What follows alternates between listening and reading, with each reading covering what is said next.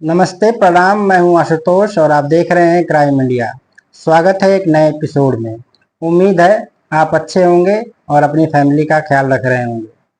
अगर आप हमारे चैनल पर नए हैं तो हमारे चैनल को सपोर्ट करें, शेयर करें, सब्सक्राइब करें और कमेंट में अपनी राय दें। दोस्तों, आज की जो सच्ची घटना मैं आपको सुनाने जा रहा हूं, यह घटना कहीं न कहीं अपने आप में एक हृदय विदारक है।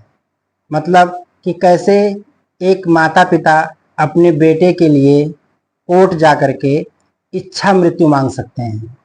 ऐसी क्या समस्या थी, ऐसी क्या बात थी कि वो मजबूर हो जाते हैं और कोर्ट में अपील करते हैं कि उनके बेटे को इच्छा मृत्यु प्रदान की जाए। आज की जो सच्ची घटना है वह है दिल्ली की। वहीं का एक परिवार है जिसके मुखिया हैं अशोक राणा। उनके दो बच्चे हैं, एक बड़ा बेटा है और एक छोटा बेटा है। जो बड़े बेटे का नाम है वह उसका नाम रहता है हरीश और उसने इंटर पास कर लिया है। और इंटर पास करने के बाद वो अपने पिताजी से कहता है कि मुझे इंजीनियर बनना है और बीटेक करना है। उसके पिताजी वहीं पे एक कैटरिंग की शॉप होती है, वहीं काम कर रहे थे और उनकी तनख्वाह लगभग लगभग 28,000 रुपये थी हर महीने। उनके बेटे का दाखिला पंजाब यूनिवर्सिटी में हो जाता है। पंजाब यूनिवर्सिटी जो कि मोहाली में है, वहाँ सिविल इंजीनियरिंग में दाखिला हो जाता है। और अब वह दिल्ली से मोहाली जाकर के रहने लगता है और वहाँ पर एक पीजी लेता है। पीजी मतलब पेइंग गेस्ट हो जाता है। और जिस कमरे में, जिस मकान में वह कमरा लेता है किराए पर, वह चौथे मंजिले पे था। सब कुछ अच्छा चल रहा था, उसकी पढ़ाई शुरू हो गई और फर्स्ट सेमेस्टर में था। कुछ दिन बीतता है, कुछ दिन बीतने के बाद अचानक एक दिन उसका जो कमरा था वो उस मकान में 4th फ्लोर पे था और एक दिन अचानक वह बालकनी से 4th फ्लोर से नीचे गिर जाता है। और नीचे गिरने के बाद उसके सर में बहुत तगड़ी चोट आती है। चूंकि छत से बालकनी से गिरा था, घर से गिरा था, तो लिहाजा FIR होता है, पुलिस आती है, पुलिस छानबीन करती है और उधर उसको वहां से उठा करके लोग वहीं पे चंडीगढ़ में PGI में भर्ती कर देते हैं। फिर इनके घर वालों को खबर दी जाती है, इनके घर वाले पहुंचते हैं वहां। जब इसका इलाज चल रहा था PGI में चंडीगढ़ में हरीश का, तो डॉक्टरों ने कहा कि इसकी हालत बहुत खराब है और उसकी हालत में कोई भी सुधार नहीं हो रहा था, क्योंकि उसके दिमाग में उसके कहीं गहरी चोट लग गई थी, जिसकी वजह से वो कोमा में चला जाता है। अब कोमा में जानते ही हैं कि कोमा में जाने के बाद पेशेंट को कब होश आएगा कब नहीं होगा कुछ पता नहीं है। लेकिन वहाँ के डॉक्टरों ने जवाब दिया, PGI के डॉक्टरों ने, और उन लोगों ने उसको रेफर कर दिया दिल्ली एम्स में। अब उसके परिवार वाले उसको दिल्ली लेकर के आते हैं, एम्स में भर्ती कर देते हैं। काफ़ी दिन तक वहाँ भी इलाज चलता है, लेकिन उसकी बॉडी में, उसके शरीर में कोई भी सुधार नहीं हो रहा था।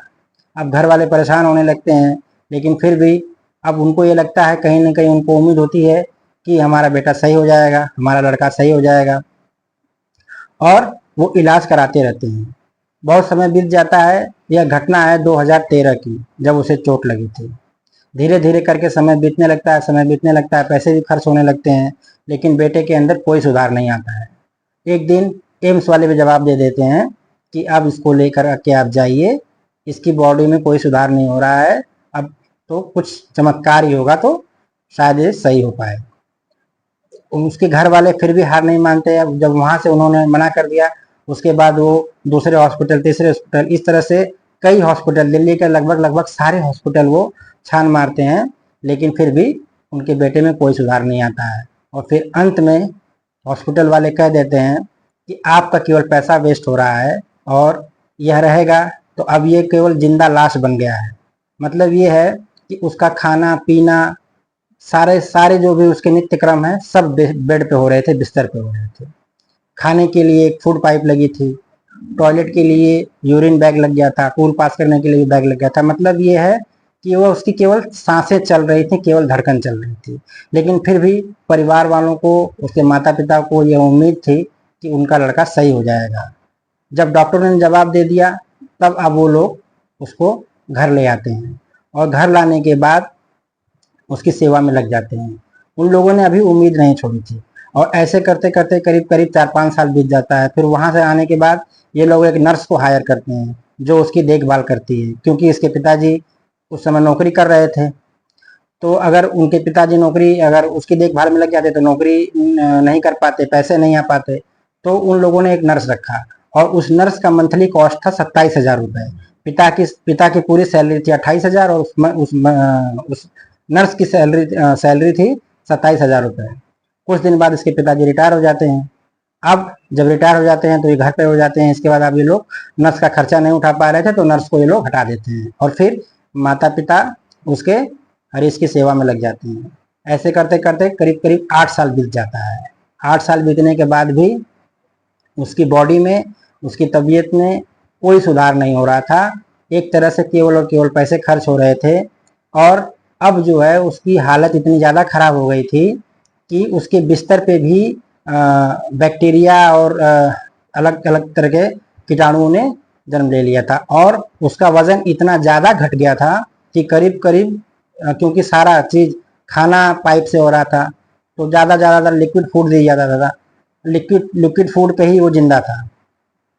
इस तरह से उसका वजन बहुत ही ज़्यादा घट गया। मतलब एक तरह से कहा जाए तो वह एक बिल्कुल कंकाल बनकर रह गया था, जिसको देख करके भी लोगों को डर लगने लगा। लेकिन अब तो चूंकि उसके माता पिता थे, उनको ये भी अभी भी उनको ये उम्मीद थी कि हमारा लड़का सही हो जाएगा, चमत्कार कोई न कोई होगा। लेकिन कुछ समय बीतने के बाद यानी लगभग 11 साल बीत जाता है और 2024 में जब वो लोग एकदम परेशान हो जाते हैं, उसकी वजह से कहीं आ जा नहीं पाते, कुछ कर नहीं पाते हैं, बिल्कुल दिन रात उसी की सेवा में लगे रहते हैं।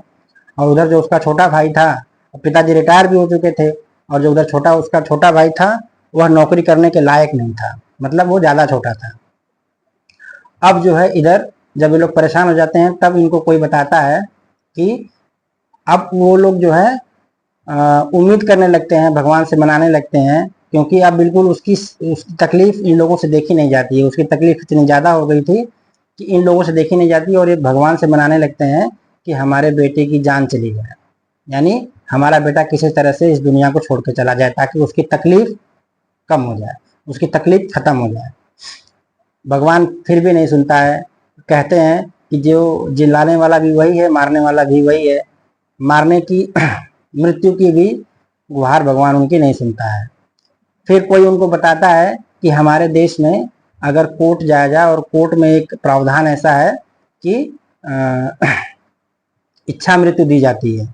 अब ये लोग दिल्ली हाई कोर्ट में अपील करते हैं हरीश के नाम से, एक एप्लीकेशन लिखते हैं, एक वकील हायर करते हैं कि हमारे बेटे की हालत इतनी खराब है, हमारा बेटा कुछ नहीं कर पा रहा है, उसकी केवल धड़कन चलती है, वह बेड पर लेटा रहता है और उसकी हालत इतनी ज़्यादा खराब हो गई है कि उसकी तकलीफ हमसे देखी नहीं जा रही है, तो कृपया उसको इच्छा मृत्यु की इजाज़त दी जाए।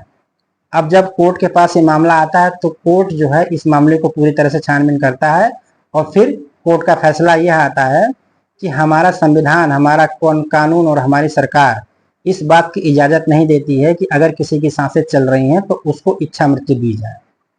दोस्तों, कुछ देशों में इच्छा मृत्यु है, जैसे कि इच्छा मृत्यु में भी अब 3 प्रकार से दी जाती है, एक एक्टिव, एक पैसिव है और एक जो है इस तरह से है कि मतलब किसी को अगर इलाज चल रहा है और इलाज चलने के दौरान अगर उसकी दवा को बंद कर दिया जाए तो उसकी मृत्यु हो सकती है।